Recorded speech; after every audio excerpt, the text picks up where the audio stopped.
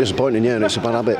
So, I mean, it's a brilliant goal, the second one. Great control finish. But, I don't think we deserved anything anyway. We could have won. We could have gone if we'd have done things right, but we didn't do things right.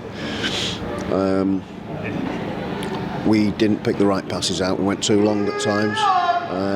And it was just unlike us, but we couldn't get to grips with our midfield.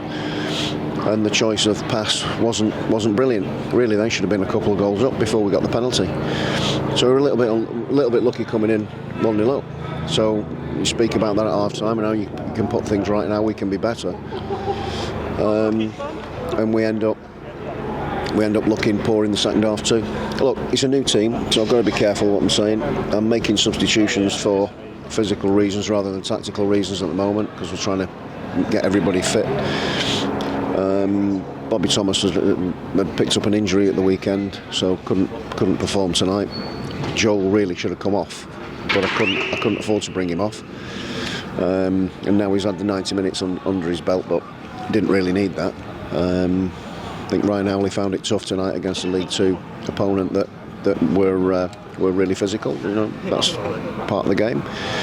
And really should have been enjoying 90 minutes under his belt and coming away positive, loads of positives. But unfortunately, we end up dipping out because we've not been able to defend well enough. Louis Binks has come in and started off on the left-hand side and then moved to the middle.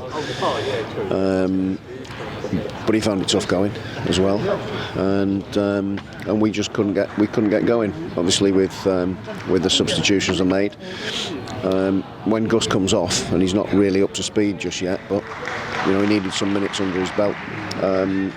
When he comes off, it doesn't link very well at the moment, and that's something that we've got to work on.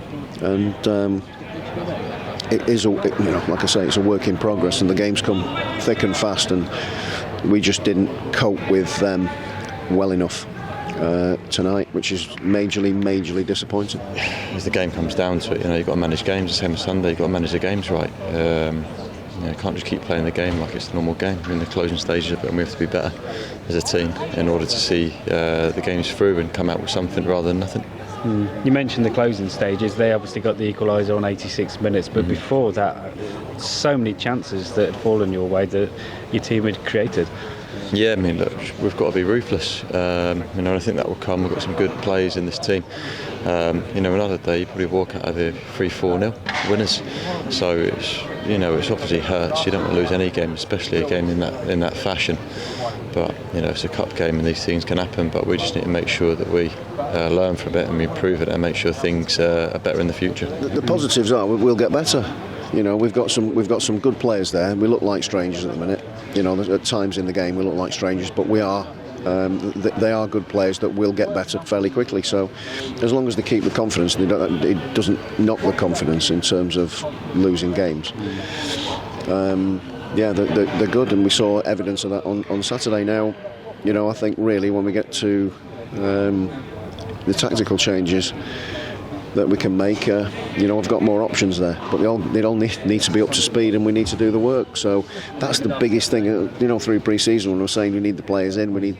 It's not anybody's fault, it just is the circumstances of when we finish, the timing of that, also players that we're trying to target to come in, and the time it's taken for that to happen.